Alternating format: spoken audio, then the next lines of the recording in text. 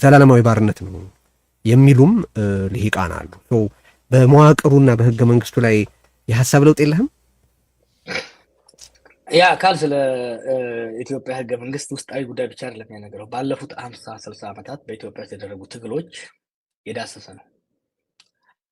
እነዚህ ትግሎች ውስጥ ሁለት አማራጭን ተከትለዋል። አይ የማዕከላዊ መንግስቱ ጨቋኝ፣ አፋኝና በዝባሽ ስለሆነ መፍትሄው መውጣት ነው፣ ኤግዚት ኢዝ ዘ ቤስት ስትራቴጂ ብለው ይገፋሉ። ኖፕ አዎ የማዕከላዊ ስርዓቱ በዝባዥ ነው፣ ጨቋኝ ነው፣ መፍትሄው ማዕከላዊ ስልጣኑን መቆጣጠር ነው ብለው የሞከሩ አሉ። ሁለቱም አላስኬደም። ሁለት ምክንያት አስቀምጫለሁ እዛ ውስጥ። አንዱ የስቴት ፎርሜሽኑ ጀምሮ ማዕከላዊ መንግስት ከፍተኛ የሆነ የሪሶርስ ክምችት ስላለው ኤግዚት ብታደርግ ራሱ ፖለቲካል አውቶኖሚ ታገኝ ይሆናል እንጂ የሴኩሪቲ እና የኢኮኖሚክ አውቶኖሚ ማግኘት አትችልም። ለዚህ ምሳሌው ኤርትራ ነው። ህወሓት ደግሞ በመለስ መሪነት ከኢሳያስ የተለየ አቅጣጫን ተከተለ። ምንድነው የተከተለው? አይ ማዕከላዊ ስልጣንን በመያዝ ማዕከላዊ ስልጣንን በመያዝ ችግር መፍታት እንሞክራለን አሉ። እሱም መፍትሄ አላመጣም። ስለዚህ የሚያዋጣው ምንድነው? ዲሞክራሲ ስለኔ ስለ ምርጫ አይደለም እያሰብኩ ያለሁት። ዲሞክራሲ አሰ ቱል ኦፍ ዳይቨርሲቲ ማኔጅመንት፣ ብዝሃትነትን ማኔጅ የምናደርግበት። ይሄ ስለ አብይ ፖስት አብይ ምናምን አይደለም። አብይም ሆነ ከሱ በኋላ የሚመጡ ሰዎችም ኖረው ከዛ በኋላ ለኢትዮጵያ የሚያዋጣው ምንድነው? ኢትዮጵያ ውስጥ የዜጎች መብትን እና የስቴት ኮንቲኒቲን የሀገረ መንግስቱን መቀጠልና የዜጎች መብትን የህዝቦች መብትን አመጣጥሮ ለመሄድ የሚያዋጣው ምንድነው ብለህ ስታይ ኤግዚትም አያዋጣም፣ ዶሚኔሽንም አያዋጣም። የሚያዋጣው የፖለቲካውን በዲሞክራሲያዊ ቀመር ማኔጅ ማድረግ ነው የሚል ነው። እሱ ገባኝ። ግን የኔ ጥያቄ እኮ ህገ መንግስቱና መዋቅሩ ላይ የተለየ ሀሳብ ለውጥ አድርገሃል ወይ ነበረ ጥያቄ። እና በህገ መንግስት ላይ፣ በአስተዳደር መዋቅር ላይ፣ በፖለቲካ አይነት ላይ፣ በአዲስ አበባ ጉዳይ ለምሳሌ በአገር ባለቤትነት በመሳሰሉ ጉዳዮች ላይ ሆነ አንተ ከዚህ በፊት በተናገርክባቸው በጣም ጠንከር ያለ አስተያየት ባለህ ጉዳዮች ላይ ያደረከው የሀሳብ ለውጥ አለ ወይ? ነው በህገ መንግስት ላይ ህገ መንግስት ሁለቱም ክፍት መሆን አለበት ብዬ ጽፌያለሁ። አዲስ ስታንዳርድ ላይ ነው። ሁለቱም ሀሳብ ሁለት ነገር ነው በህገ መንግስት ላይ ያለው። አንዱ ህገ መንግስቱ አይነኬ ነው የሚል አለ። ሌላው ህገ መንግስቱ ተቀዶ መጣል ይላል። አይ ሁለቱም መሆን የለበትም። ህገ መንግስቱ ህገ መንግስታዊና አካታች በሆነ መልኩ ለውይይት መቅረብ አለበት። ሁሉም ባካተተ መልኩ ለውይይት መቅረብ አለበት። ለምሳሌ የአማራ ወገኖቻችን ህገ መንግስቱ ውስጥ አልተካተትንም ይላሉ። ህገ መንግስቱ ሲረቀቅ ይሄንን ሲሪየስሊ መውሰድና የሚቀጥለው ላይ ማንኛውም የፖለቲካ ማህበረሰብ ተገለልኩ የሚልበት ሂደት እንዳይፈጠር ማድረግ አለብን። ይሄን የጻፍኩበት ምክንያት አለኝ። አሁን ብሔራዊ ናሽናል ዳያሎግ በሚል ሰበብ ህገ መንግስት ወደ ማሻሻል እየሄዱ ነው። ሚስቴክ መድገም የለብንም። ህገ መንግስቱን በውይይት መሻል ያለበት በውይይትና በስምምነት ኮንሰንሰስ በሆነ መልኩ መሻሻል ያለበት ነገር ሊሻሻል ይገባል። ያን ግን የምናደርገው ህገ መንግስቱን በመቅደድም ሳይሆን ህገ መንግስቱ አይነካም ብለን ድርቅ በማለት ሳይሆን በሩን ክፍት አድርገን ወደ ድርድር በመሄድ ነው። አይ ቲንክ ይሄ ዜና ይመስለኛል። በሌሎቹ ጉዳዮች ለምሳሌ የፖለቲካ አይነት ለውጥ ያስፈልጋል ብለህ ታምናለህ? መጽሐፍ በአንድ አጋጣሚ ማንስተኸው እንደነበር ትዝ ይለኛል። በመጽሐፍህም ላይ ለምን የብሔር ፖለቲካ አራመደ ብለው የሚተቹኝ ሰዎች አሉ ብለህ አድሬስ ልታደርገው ሞክረሃል። የብሔር ፖለቲካን በተመለከተ ከዚህ በፊት ደግሞ በምርጫም በፍጥጫም ብለህ የአዲስ አበባን ህዝብ ያስፈራራህበት ነው ብለው እኔ ጉዳይ ነበረ።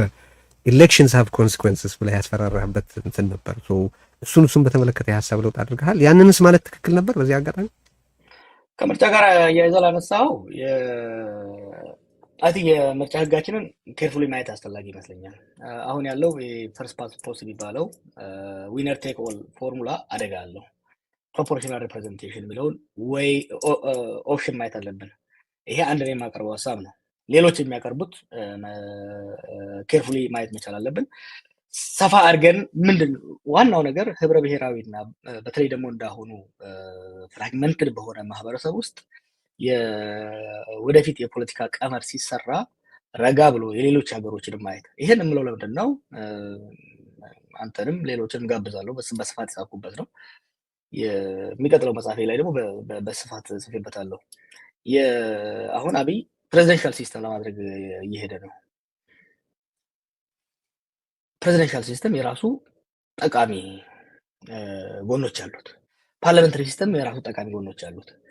የሌሎች ሀገሮችን ተሞክሮ አይተን ከሀገራችን ነባራዊ ሁኔታ ጋር አያይዞ ማስተካከሉ ገንቢ ነው። ቤዚካሊ የኔ ሜሴጅ ምን ነበረ እዛ ውስጥ ዊ ሹድ ኖት ሜክ አንደኛ ፕሮሰሱ የኮንስቲቱሽናል ዲዛይን ፕሮሰሱ ሁሉን አካታች መሆን አለበት። ማንም ሰው ከበር ውጭ ቀረው ብሎ ነገ ግድግዳውን የሚደበድብበት መስኮት የሚሰብርበት አጋጣሚ መኖር የለበትም የሚል ነው። መልካም። ቅድም አንዲት ጨረፍ ያረካዋት ነገር አለች እና ሳላነሳት እንዳልሄድ ብዬ ነው። ጌታቸው አሰፋን ስለጠቀስክ መቀለ ለመሄድ ከወሰንክ በኋላ ውይይቱን እንደሰረዝክ የገለጥከው በእርግጥ ጌታቸው አሰፋ በህወሓት አመራርነት ስለተመረጠ ነበር? አዎ። ኦኬ ደን መጽሐፍ ላይ ምን ብለሃል መሰለህ? አንተ ከህወሓት ጋር ስትደራደሩ ባልከው ማለት ድርድር ይካሄድ ነበረ፣ ከጀርባ ድርድር ይካሄድ ነበረ እና በህወሓት በኩል የቀረቡ 3 ቅድመ ሁኔታዎች ነበሩ ብለህ የጠቀስካቸው ነገሮች አሉ። 3 ቅድመ ሁኔታዎች፣ አንዱ ተፈጸሙ ለሚባሉ ጥፋቶች ተጠያቂነትና በቀል እንዳይኖርባቸው ወይም ኢሚኒቲ አጌንስት ፕሮሲኪውሽን፣ ያፈሩት ሀብት ንብረት እንዳይወረስባቸውና ትግራይ ከውጭም ሆነ ከውስጥ ለሚመጣ አደጋ እንዳትጋለጥ ዋስትና ማግኘት ነበሩ ብለሃል። በዛ ደረጃ ተስማምተህ ስልጣን ከለቀቁ በኋላ ተመሳሳዩን ነገር በማንሳት እነሱን መጠየቅ አይከብድም?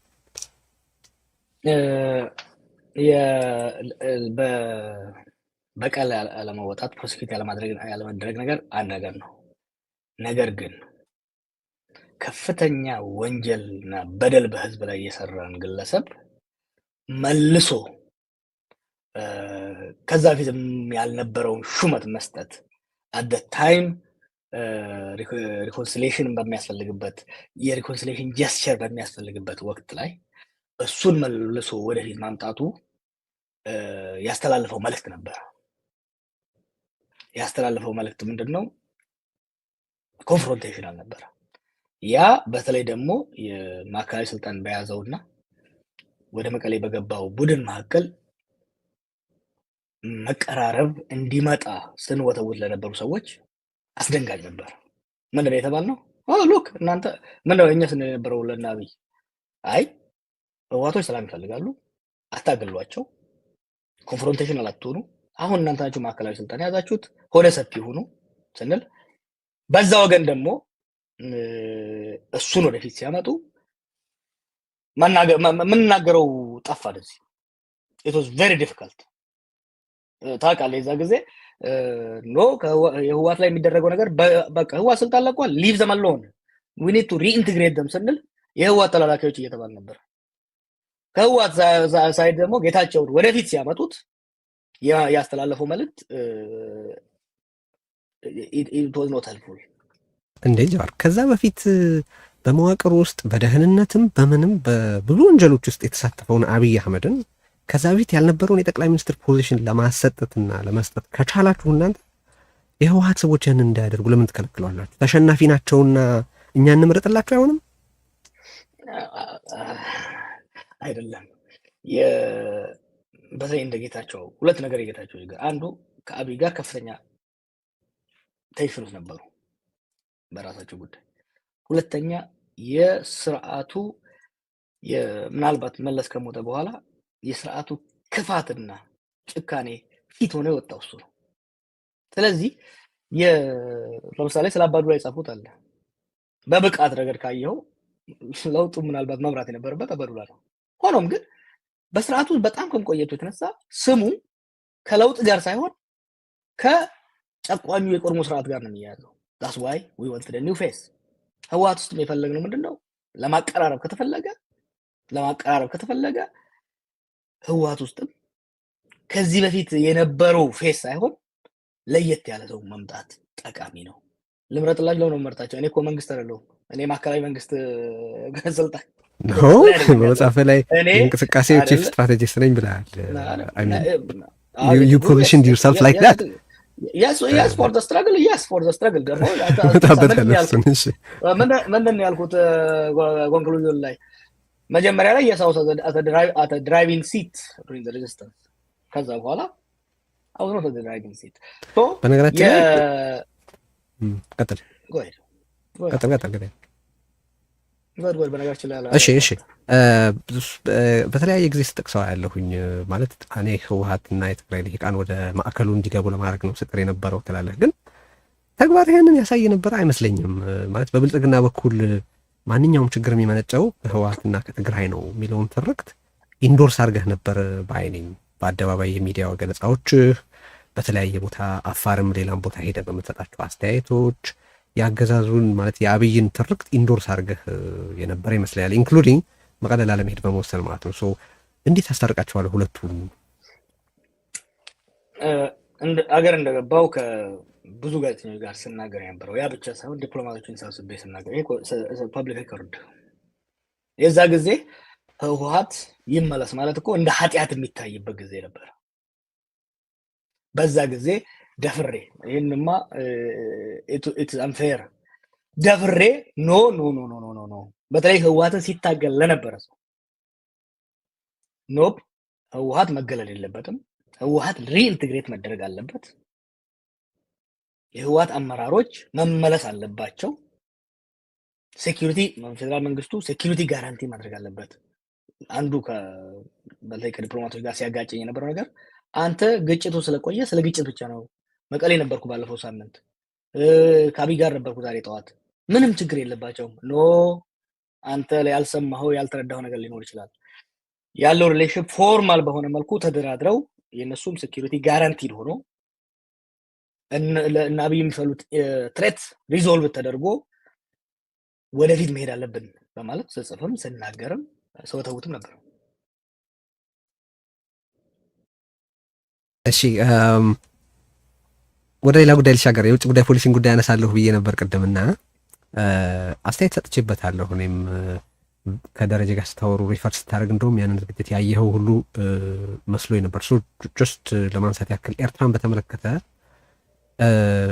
በጣም ጥረት ያደረክ ይመስላል ኤርትራን ዶሜስቲኬት ለማድረግ። ማለት የኤርትራ ጉዳይ የውስጥ ጉዳይ ነው ለማለት ሁሉ የቃጣህ ይመስላል። ደረጀ ሲጠይቅህ መግባቱ ትክክል ነበር ወይ ሲልህ ትልቁ ስዕል ይታይ ብለህ የኤርትራን መንግስት መግባት ሁሉ ለማውገዝ በጣም ተቸግረህ ነበር። ስለዚህ ሻዕቢያን አፒዝ ማድረግ የፈለከው ለምንድን ነው? አዎ የኤርትራን ጉዳይ እንደ ቶታሊ ፎሪን አላየውም። እኔ እንደ ሱዳን ወይም እንደ ኬንያ አላየውም። የኤርትራና የኢትዮጵያ ግንኙነት ውስብስብ ነው። ረጅም ደም አፋሳሽ ጦርነት ተካሂዶ ፖለቲካል ሴፓሬሽን የፖለቲካ መለያየት ተፈጥሯል። ሆኖም ግን የኢኮኖሚና ማህበራዊ መለያየት አልተፈጠረም፣ ሊፈጠርም አይችልም። የኢትዮጵያና የኤርትራ ማህበራዊና ፖለቲካ ኢኮኖሚያዊ ቁርኝነት ሊላይ አይችልም። ኤርትራን እንደ ሌላ ጎረቤት ሀገር ማየትም ስህተትም ነው፣ ከእውነትም የራቀ ነው፣ ፕራክቲካል አይደለም። የመሆን ያለበት ለምን? ምክንያቱም የኤርትራና የኢትዮጵያ ኢኮኖሚ አብሮ የመጣ ነው፣ ለረጅም ጊዜ ተለያይቶ አያውቅም፣ ኢንተርዲፔንደንት ነው። የኤርትራ የፖለቲካል ኢኮኖሚ አውቶኖሚ ከኢትዮጵያ ብትወስድም ራሱ ኢኮኖሚካሊ አውቶኖመስ መሆን አትችልም። ከኢትዮጵያ ኢኮኖሚ ጋር የተቆራኘ ነው ኑሮ። ያ ብቻ አይደለም፣ ኢትዮጵያ ራሱ ከኤርትራ አውቶኖመስ መሆን አትችልም። አሁን እኮ ይሄ የዛሬ 6 ዓመት ይሄን ስል ዲስሚስ ያደርጉ የነበሩ እና አብይ አሁን የባህር በር እንፈልጋለን ብለው በየቦታው ይዞራሉ። የባህር በር እንፈልጋለን አሉ እንጂ አሁን ያልከውን ሀሳብ መቀበላቸውን እርግጠኛ አይደለሁም። እና ዋናው ነገር ምንድነው? ኢትዮጵያ ከኤርትራ ትጠቀማለች፣ ኢትዮጵያም ኤርትራም ከኢትዮጵያ ትጠቀማለች። ያ ብቻ አይደለም፣ የዚህ ሁለቱ ማህበረሰባዊ ቁርኝነት ቀላል አይደለም።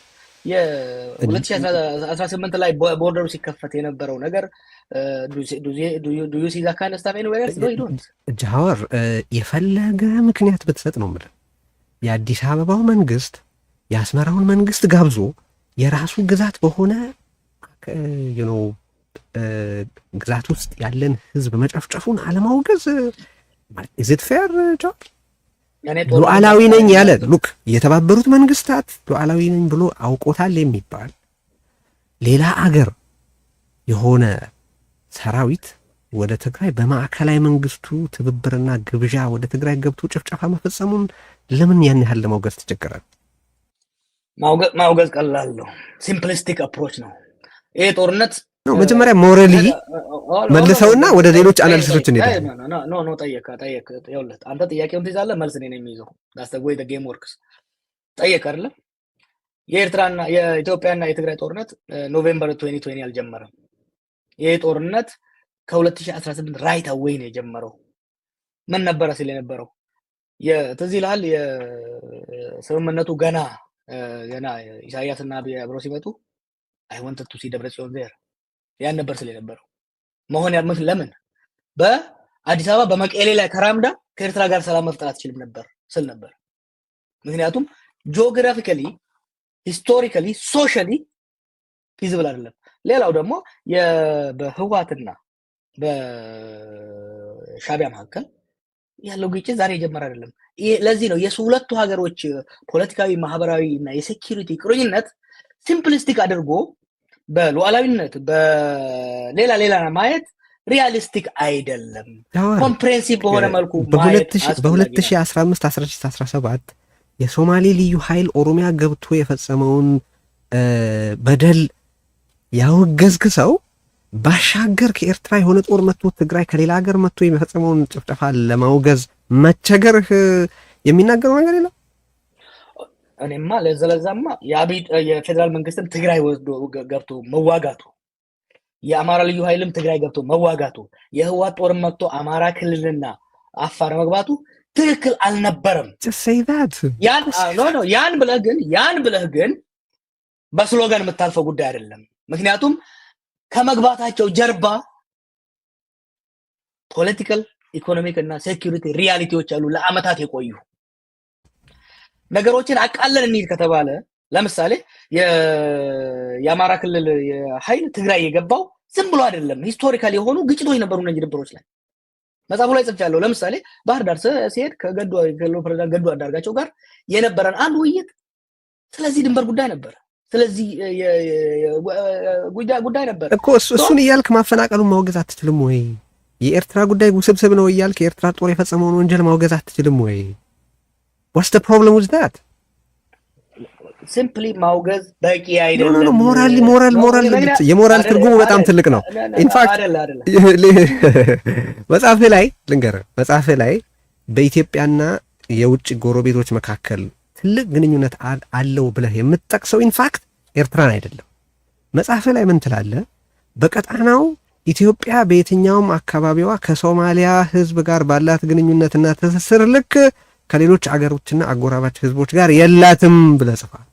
አንደኛ ከሶማሊያ የሆነ ጦር መጥቶ ያንን መሰል ጭፍጨፋ በኢትዮጵያ ውስጥ በሶማሌ ክልል ወይም በኦሮሚያ ቢፈጽም would you take the same stand? Yes I would because ለምሳሌ ሶማሊያና ኢትዮጵያ ረጅም ግንኙነት አላቸው የሚለው ኢኮኖሚካሊ ነው። ያ ብቻ አይደለም። በሶማሌ ድንበርና በሶማሊያ መካከል ያለው ህዝብ ተመሳሳይ ነው። የኢትዮጵያ የተወለደ ሶማሌ ሞቃዲሾ ላይ ስልጣን ይዞ ታየዋለህ። ኦኬ ሞቃዲሾ የተወለደ ደግሞ ኢትዮጵያ ውስጥ ታየዋለህ። ለዚህ ነው ሉዓላዊነት ስቴት የምንለውን ነገር በእኛ አካባቢ ላይ ሞር ኬርፉሊ ሞር ሊበራሊ ካላየ ነው በስተቀር ሪጅድ በሆነ መልኩ የምናየው ከሆነ ሪያሊስቲክ አይደለም። ለዚህ ነው የሞቃዲሾ ሰላም ከአዲስ አበባ ጋር የተያያዘ ነው፣ ከጅጅጋ ጋር የተያያዘ ነው። ለምሳሌ ሶማሌ ስለኔ ሶማሊያን አይደለም የምለው ሶማሊ ስፒኪንግ ፖፑሌሽን ከጅጅጋ አንስቶ ጅቡቲን፣ ሀርጌሳን፣ ሞቃዲሾን አካቶ ነው። ምክንያቱም ይሄ ማህበረሰብ በተለያየ በ3-4 ስቴት ውስጥ ይከፋፈል እንጂ አንድ ማህበረሰብ ነው። ከኛ ጋር ደግሞ ረጅም ድንበር ይጋራል። ኦኬ እንደ ቶታሊ ፎሪን እንደሆነ ሀገር የምታየው ከሆነ ሪያሊስቲክ አይደለም። ምክንያቱም የተወሳሰቡ ዶሜስቲክም ፎሪንም አዘ ሴም ታይም የሚያደርጋቸው ነገሮች አሉ። እሺ በበቂ ስላወራንበት አይ ቲንክ ዘ ቪወር ዊል ጃጅ ብዬ ለለፈው ሰው በቅርቡ እንደ አዲስ የጀመርከው እንቅስቃሴ እርግጠኛ ግቡ ምን እንደሆነ አልገባኝም። በእውነቱ ምን ማለት እንደሆነ ላስረዳህና አብይ እንጂ ብልጽግና ፓርቲ የለም ብለሃል።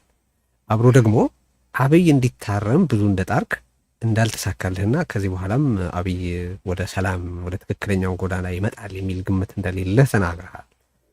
ነገር ግን ደግሞ አላማዬ መንግስት መገልበጥ አይደለም እያልክ ነው። ስለዚህ እንግዲህ ብልጽግና ከሌለ አብይ ካልታረመ መንግስት ካልተቀየረ ታዲያ ምን ይሁን ነው እያልክ ያለሁ? አሚን ምንድን ነው ጥያቄ? አር ዩ ጀስት ትሮሊንግ ደም? መንግስት መገልበጥ አይደለም አላማ ያልኩት። መንግስት አብይ በራሱ ጊዜ እየወደቀ ነው። የኔን ትብብር አይፈልግም፣ የእኛን ትብብር አይፈልግም። ትልቁ ጉዳይ አብይ ይዞን እንዳይወድቅ መስራት አለብን ነው። ምክንያቱም የአብይ ትልቁ ጠላት አብይ ራሱ ነው። በተውም ራሱ በራሱ ጊዜ በሚሰራው ፋውል የሚወርቅ ሰው ነው። ሲወርቅ ግን ሀገርና ህዝባችንን ይዞ መሄድ የለበትም ነው። ለውጥ ይመጣል። ለውጥ በሶስት በኩል ነው ሊመጣ የሚችለው በአንድ ሀገር ውስጥ። በተለይ ደግሞ እንደዚህ ፐርሰናሊስቲክ ዲክቴተርሽፕ በሆኑ ሀገሮች ውስጥ አንዱ ትራንስፎርሜሽን የምንለው ነው። አብይ አንድ ቀን ፈጣሪ አናግሮት ልቡ ተቀይሮ አይ ይሄን ሀገር ወደ አደጋ ነው እየመራ ያለሁት፣ ቆም ብዬ ተነጋግሬ ልመልስ፣ አንዱ እሱ ነው። ሁለተኛው አውልካም ቱ ጀጅመንት በታይም። ሁለተኛው ሪፕሌስመንት የምንለው ነው። አብይን ከበው ያሉት የሴኪሪቲ ፖለቲካል ኢኮኖሚ ኤሊቶች ዛሬ ዝም ብለው እሱን እያዩ ያሉ ሰዎች አይ ይሄ ሰውዬ እኛንም ሀገርም ይዞ መሄዱ ነው፣ ስለዚህ ይዞን ከመሄዳችን በፊት እንሸኘው የሚሉበት አጋጣሚ ይኖራል። ሶስተኛው በዛሬ ትጥቅ የታገሉ ወይ ወደፊት የሚመሰረቱም በህዝባዊ አመፅ ስርዓቱን ሙሉ በሙሉ መገርሰስ ነው። ይሄኛውን ትራንስፕሌስመንት የምንለው ማለት ነው። ሶስቱም የራሱ ኮስት አለው፣ የራሱ ቤኔፊት አለው። አብይ ወደንተ ጥያቄ ልምታው እስካሁን ከማውቀው አንስቶ የፈጣሪን አላውቅም። አብይ ደ ሂውመን ይለወጣል የሚል ተስፋ የለኝም። በአብይ አካባቢ ያሉት ሴኪሪቲ ፖለቲካል ሌሎች ኤሊቶች ግን ኢንተረስት ካልኩሌት ያደርጋሉ። ብዙዎቹን አውቃቸዋለሁ። አት ሰም ፖይንት እርምጃ ራሳቸውንና ሀገር የማደን ኃላፊነት ይወጣሉ የሚል ተስፋ አለኝ። አለበለዚያ አደጋ ውስጥ ነው ያሉት። ሆኖም ግን ሶስተኛው አደጋ አለው። አማጺዎቹ ይቀጥላሉ። አብይ አማጺዎቹን ሊያሸንፍ የሚችልበት እድል የለም። አማጺያኖቹም ከዚህ በፊት እንዳየነው 1991 እንዳየነው ዩኒፋይድ ኦርጋናይዝ በሆነ መልኩ መጥተው ሪጂም ቼንጅ አድርገው አዲስ ስርዓት መገንባት የሚያስችላቸው አቅም ስለሌለ እሱም አደጋ አለው። የኮዝ ቤኔፊት አናላይዝ አድርገህ ስታየው ለዚህ ለሁለቱም በተለይ ደግሞ አይ ብሊቭ ሪጂም ቼንጅ በኢህአዴግ ጊዜ አላመንኩም፣ አሁንም አላመንኩም። ሪጂም ቼንጅ የነበረ ሙሉ በሙሉ አፍርሰ አዲስ መገንባት ስለሆነ እኔ ከነበረ ውስጥ የተበላሸውን እጢ ቆርጦ ጤነኛውን በማስቀጠል ነው ማምነው እና ከዚህ አንጻር ሁለተኛው ጥሩ አማራጭ ነው ብዬ ማምነው። ነገር ግን ያም ራሱ ቁጭ ብለህ ስለጸለይክ ያመጣል። ህዝባዊ ፕሬሸር፣ የፖለቲካ ፕሬሸር አልተርኔቲቭ ሪያሊቲን በመመስረት አንደኛ ስታተስ ኮ እንደማይቀጥል በተጨባጭ ማሳየት ያስፈልጋል። ሁለተኛ ደግሞ ከስታተስ ኮ ቢለወጥ ሙሉ በሙሉ የስታተስ ኮ ውስጥ ያሉ ሰዎች ኪሳራ ላይ እንደማይደርሱ ማሳመንና ጋራንቲ መስጠት ያስፈልጋል። እስቲ ያሳየኝ ማለት ያኔ የቄሮን ትግል በሚካሄድበት ወቅት የኦፒዲዮ ስትራክቸር ስለነበር ያንን ማድረግ ተችሏል እንበል።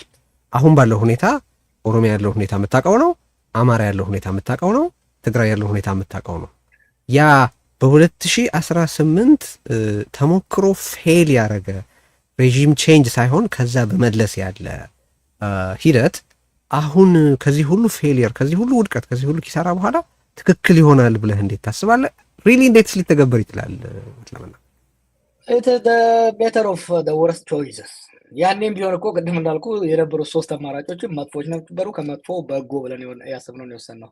አሁንም ቢሆን አብይ ልቡ እንዲቀየር የተደረገው ሙከራ አልሰራም። ሊቀየር እንደማይችልም ደምድሜልሃለሁ።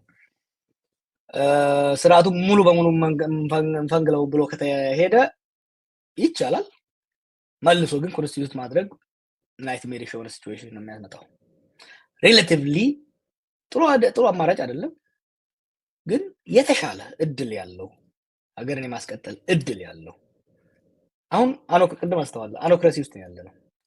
አኖክራሲ ማለት የመንግስት አቅም በጣም የተመናመነበት መንግስትም ቫይለንት አንሩል የሆነበት የአማጺ ኃይሉም ቫይለንት አንሩል የሆነበት ህዝብ መከራ ውስጥ ያየበት ነው። ከዛ ከአኖክራሲ ወዴት ነው አንድ ሀገር ሊሄድ የሚችለው? አንዱ ወደ ቶታል አናርኪ ቶታል ኮላፕስ ስቴት አናርኪ የመሄድ እድል አለ። ሁለተኛው በጥንቃቄ ከያዝከው ስሊም ጠባብ ቢሆንም ስቴቱን መልሰ ሪኮንስቲቱት አድርገህ ወደ ዲሞክራሲ ለመሻገር ያለህ እድል ትንሽ እድል አለው። ያ እድል ግን የሚመጣው በሁለተኛው ባልኩ አማራጭ ነው እኮ። ያኔ ጥያቄ እሱ ነው። አሁን ፓርቲው ደካማ ነው። ሀውን ብዙም አትክፋኝ አምነጎንጎን ዲቴልስ ግን የብዙ ሰዎች ጥያቄ ግን እሱ ነው። እሺ ፓርቲው ቢዳከሙም የስቴት ኢንስቲትዩሽኖች አሉ፣ የሴኩሪቲ ኢንስቲትዩሽኖች አሉ፣ የተለያዩ ኢንስቲትዩሽኖች አሉ። እነዚህ ኢንስቲትዩሽኖች በጣም ተዳክመዋል። ከቀን በቀን እየተዳከሙ ነው እየሄዱ ያሉት but they still around። እነዚህ ኢንስቲትዩሽኖች ዛሬም ቢሆን ፕሪዘርቭ መደረግ አለባቸው። በተለይ ደግሞ ደጋግሜ እንደምናገረው አርሚው ፕሪዘርቭ መደረግ መቻል አለበት። የሴኩሪቲ ኢንስቲትዩሽኖች ፕሪዘርቭ መደረግ አለባቸው። እነዚህ ሴኩሪቲ ኢንስቲትዩሽኖች ፕሪዘርቭ ጋር የሚደረጉት እኔ ስላልኩ ብቻ ሳይሆን የራሳቸውም ውሳኔ መኖር መቻል አለበት እና ከዚህ አንጻር ምንም እንኳን ቅድም እንዳልኩ this is not an ideal situation. It's worst case scenario ውስጥ ነው ያለነው። ከወርስት ኬስ ሴናሪዮች ውስጥ ትንሽ የተሻለው እድል የቱ ነው የሚለው ከዛ ነው የምንሄደው። እሺ የመጨረሻ ጥያቄ በዚህ ጉዳይ I'm really struggling to understand you። ለዛ ነው ኦኬ አብይ መቼስ እስካሁን በምናየው እኔ ምንም እድል የለም በሚለው እስማማለሁ ከአንተ ጋር 100%። አብይ ይሄ እንዲሆን ሊፈቅድ የማይችል ከሆነ and በየጊዜውም ይናገራል እናውቀዋለን። ሁሉም ትግል ከውስጥ ሆኖ ትግል ማፍረስን እናውቀማን ነው ከውስጥ ሆኖ መታገልን እናውቀዋለን፣ የጎዳና ላይ ነውጥንም እናውቀዋለን የሚል ሰው ነው። ምንም አይነት እድል ለዚህ ሊሰጥ የማይችል ሰው ነው። አብይ በቦታው እያለ አሁን የምትለው እንዴት ሊሆን እንደሚችል ሊገባኝ አይችልም እውነት ለመናገር። የምትለው ነገር ካለ ሜይቢ የተወሰነ ብርሃን የሚፈነጥቅ የተወሰነ አስተያየት እንድሰጥበት ነው። አንድ ሁለተኛ አብረህ ብትመልሰው ደስ የሚለኝ ዘን አሁን የያዝከውን አቋም ከግምት አስገብተው ሰዎች ዘን ጀዋር እየተንቀሳቀሰ ያለው አብይ ክራሽ ላንድ ሊያደርግ የሚችልበት እድል ካለ ስልጣኑን ለመረከብ ነው፣ አብይን ለመተካት ነው የሚሉ ሰዎች አሉ። እሱንም አድሬስ አድርገዋል። አይደለም አብይ ማንኛውም አምባገነን በራሱ ፍላጎት ለውጥ አያመጣም ሚራክል ካልታየው በስተቀር። ለዛ ነው ቅድም ያልኩ ከሱፐርናቹራል ካለ ኢንተርቬንሽን ዲቫይን ኢንተርቬንሽን ፕሮፌሰር መረራ የሚለው ነገር እሱ ውጪ ማንኛውም አምባገነናዊ ስርዓት በራሱ ፍላጎት ወደ ለውጥ አይገባም። ህዝባዊ ጫና አይ ቲንክ ህዝባዊ ጫና ግዴታ ነው። ፍሬድ ዶግላስ መሰለኝ ነው ነው ህዝብ ሊቀበል የሚችለውን የጭቆናና የአፈና መጠን ከነገርከኝ ምን ያህል አንድ አምባገነን ሊጨቁን እንደሚችል ምን ያህል ለመጨቆን እንደሚሄድ ልነግርህ እችላለሁ ይላል። ከዚህ አንጻር አይደለም አብይ ሌሎቹም ቢሆኑ በራሳቸው ጊዜ አይመጡም። ትልቁ ነገር የህዝብ የሀገሪቷ ልሂቃን በቃ የሚሉበትና ወደ ትግላቸውን አቆራኝተው የሚሄዱበት አማራጭ አስፈላጊ ነው። በጾም በጸሎት ብቻ የሚመጣ ነገር አይኖርም። የክራሽ ላንዲንግ ቅድም ባለፈው እንዳልኩ ነው አሁን ያለው ነገር ማማንን ይተካ የሚል ነገር አይደለም። ያ የመተካካቱ ጉዳይ ምናልባት ወደ ኋላ ተመልሰን የዛሬ 10 ዓመት ላይ እንደዛ ልናወራ እንችላለን። የመተካካት ፖለቲካ እኮ ልክ አይ ቲንክ ፖስት 2010 ኤሌክሽን እነ መለስ ልተካ የሚልበት ጊዜ ኢት ሜድ ሴንስ የመተካካት ፖለቲካ። ምክንያቱም መኪናውን አቆመኸው ነው የምትተካው አይደል ሾፌሩ። አሁን አደጋ ውስጥ ባለበት ሁኔታ ውስጥ ወደ መተካካቱ ማውራቱ እሱ ሪያሊስቲክ አለመሆን ነው። ግን ሰዎች ጥያቄ ያላቸው ጀዋር ሰዎች ጥያቄ ያላቸው ስለ አሁን ለምሳሌ ኦኬ ብዙ ጊዜ ይህን መልስ እንደሰጠህ አውቃለሁ። ግን ኦኬ አንተ የምትፈልገው ሆነ ውችዝ መንግስቱ ከመፈራረስ ስቴቱ ከመፍረስ ዳነ እንበል ጀስት ሃይፖቴቲካል ጥያቄ እናርገውና ከዛ በኋላ ጠቅላይ ሚኒስትር የመሆን ፍላጎት አለ ሆይ? አንተ ይህን ጥያቄ ስጠየቅ መጀመሪያ እስቲ ጭንቅላቱ ይኖርና ከዛ ስለ መጠምጠሙ እናስብበታለን ነው። ጭንቅላቱ አለ እንበል just for the sake of our conversation ትጠመጠምበታል? ኢትዮጵያ እኮ ሃይፖቴቲካል ሀገር አይደለችም ቴዲ። ኖ ኖ እኔ አይደለም አጠየቅ አይደለም we're not talking hypothetical እዚህ እኮ we are talking about ኢትዮጵያ ዛሬ 20 ሚሊዮን በላይ የሚሆን ህዝብ የእርዳታ ተደጋፊ ነው። ህዝቡ ሚላስ የሚጎረስ አላገኘም። ሰው ከአዲስ አበባ ውጭ ያለው ህዝብ ወጥቶ መግባት አልቻለም። በዚህ ደረጃ ኢትዮጵያ ድሮም ድሃ ነች። ድህነት ቆየበት ነው። ግን በዚህ ደረጃ የኢኮኖሚ ችግር፣ በዚህ ደረጃ የሴኩሪቲ እጦት ታይቶ አያውቅም። በዚህ ደረጃ ሰው ኢንሴኪዩር እና ቨልነረብል ሆኖ አያውቅም። ይሄ ባለበት ሁኔታ ላይ ሃይፖቴቲካል ነገሮችን ማውራት ለኔ ኢትስ ኖት ፌር። ለዚህ ነው ሃይፖቴቲካል ነገሮችን ማውራት የማልፈልገው። ሪያሊስቲክ የሆኑ አሁን በተጭ ባሉት ሪያሊስቲክ በሆኑ ነገሮች ውስጥ በምን መልኩ እንሂድ የሚለውን የአብይ ትራውማ ስላለ ሰው ዋት አር ዊ ጌቲንግ የሚል ጥያቄ ቢኖረው ልትፈርድበት አይገባም መቼስ። እና ስንደርስ እናውቀዋለን ማለትን ሰው በጣም እንደ ትልቅ ችግር እያየው ስላለ ነው። ኤኒዌይስ መልስን ሰጥተሃል። አሁን እንግዲህ ስለ አንተ ፖለቲካ ሚና ስለሆነ በዛው እያወራን ያለ ነው። በመጽሐፍህም ሆነ በልዩ ልዩ አጋጣሚዎች መጽሐፍህን እንደተመለከትኩ እኔ በጣም በቄሮ እንቅስቃሴ ውስጥ በቃ የምህንድስና ተግባር እንደነበረህ ነው የጻፍከው።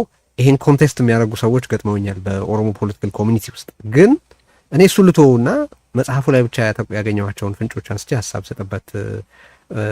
አንደኛ በቀደም የጠቀስኳት አለች የቄሮ እንቅስቃሴ እየተካሄደ አባዱላ አዲስ የፖለቲካ ፓርቲ ያስፈልጋል የሚል ሀሳብ አምጥቶ ሰዎችን አነጋገርኩኝና በፍጹም ተቀባይነት አላገኘሁም የሚል ነገር ጽፈሃል። ሶ was ኦህዴድ rejecting that and ያንን ደግሞ ኦህዴድ I'm in charge እያለ እንደነበር አድርጎ መውሰድ ይቻላል ወይ? ምክንያቱም ቃል በቃል ያሉኝ ሰዎች መሰለ ጃዋርም ሆነ ብዙዎቻችን የኦህዴድ ማይክሮፎኖች ነበርን እንጂ በራሳችን አልነበረም። ከነሱ የሚልኩልን መረጃ እነሱ የሚልኩልን ኢንፎርሜሽን ነበር የምንጠቀመው የሚሉ ሰዎች ስለገጠሙኝ እሱን አድረስ እንድታደርግ ነው። ሁለተኛ ማሳያ ያንተን ገለጻ ስንከተል ስልጣኑ ወደ ኦሮሞዎች እንዲተላለፍ ስምምነት ላይ ተደረሰ ካልክ በኋላ ያንን ከጠቀስክበት በኋላ ባለው የመጽሐፍ ክፍል ያንተ ሚና ሻርፕሊ ዲክላይን ሲያደርግ ይስተዋላል። ለምሳሌ አብይን በተመለከተ አብይ ባይሆን ይሻላል ለማይሆን ያልከው ሀሳብ ያጠናቀርከው ሪፖርት እንኳን መልስ ለመስጠት የተጨነቀ ሰው አለመኖሩን ጽፈሃል። ጃዋር ያንተ ሚና በትግል ውስጥ ሳይበዛ ሳያንስ ይገለጽ ቢባል ሪሊ ምን ነበር? የሽማግሌ ጋር የነበረን ውይይት እንዲህ ያሉት ኦህዴዶች አይደሉም። መጽሐፍ ውስጥ ኬርፉሊ ካየኸው አብረት ስራ የነበረው በተለይ ደግሞ ከቄሮዎች ጋር በነበረን ውይይት ቀድሞም ራሱ በፖለቲካ ፓርቲ መደራጀት ይከፋፍለናል፣ የአንጃን ፖለቲካ ከዚህ በፊት የነበሩትን የትግል ድርጅቶች ያዳከመ የአንጃነት ፖለቲካ ሊያመጣ ይችላል፣ ስለዚህ በሶሻል ሙቭመንት መቀጠሉ ነው ይሻላል የሚል ነው። እኔም ሆንኩ ሌሎቹም የነበረን ሚናም የፈለግነው ማድረግ የፈለግነው እስከ ለውጥ የመግፋት እንጂ ከለውጥ በኋላ ሶሻል ሙቭመንት በማንኛውም ሀገር ውስጥ እስከ ለውጥ ያመጣል፣ ለውጥ የፖለቲካል ሶሳይቲ ነው የሚኖረው፣ ለፖለቲካል ሶሳይቲ ማስረከብ በሚል ነው። ኦህዴድ አይደለም የድርጅት መቋቋም ነው። ኦህዴድ እንግዲህ የኦህዴድ ጎድፋዘር አባዱላ ነው። አባዱላ ፖለቲካ ድርጅት አቋቁሙ ካለ ኦህዴድ ምን ማለት ምን ሲል እንደነበረ 2015-2016 ይመስለኛል። ኦህዴድ አይደለም፣ እኛ ራሳችን ነን፣ በውስጣችን ነው ድርጅትን ማቋቋም ያልፈለግነው እንጂ ለኦህዴድ በአጠቃላይ ባልናገርም አያቲንግ አባዱላ ድርጅት እንድናቋቋም ይፈልግ ነበረ። የኔ ሚና ምንድነው? እሱን ለህዝቡና ለአንባቢ ተዋዋለሁ።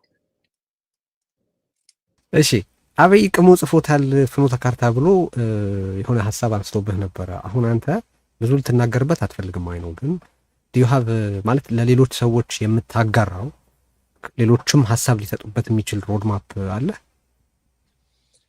ብዙ ጽሁፎች አሉ መጽሐፍ ውስጥ እንዳስቀመጥኩት፣ ብዙ ጽሁፎች፣ ብዙ ስሞች፣ ብዙ ልውጦች አሉ።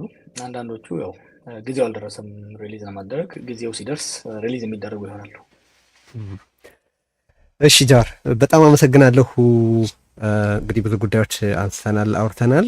ተስፋ አደርጋለሁ ኮንቨርሴሽኑ እንደሚቀጥል በብዙ ጉዳዮች ላይ እንግዲህ ዛሬ ከኖሩት ውይይቶች በሚኖር ፊድባክም ሁላችንም የየራሳችንን ትምህርት እንወስዳለን ብዬ ነው ማስበው። ስለመጣህ አመሰግናለሁ። እነዚህ ናቸው ዛሬ ላነሳቸው ያሰብኳቸው ጥያቄዎች። ቴዲ ከመሄዴ በፊት አንድ መልዕክት ላስተላልፍ። አንተ ላይ እንደመቀርብ ሳስብ ስስማማ በጣም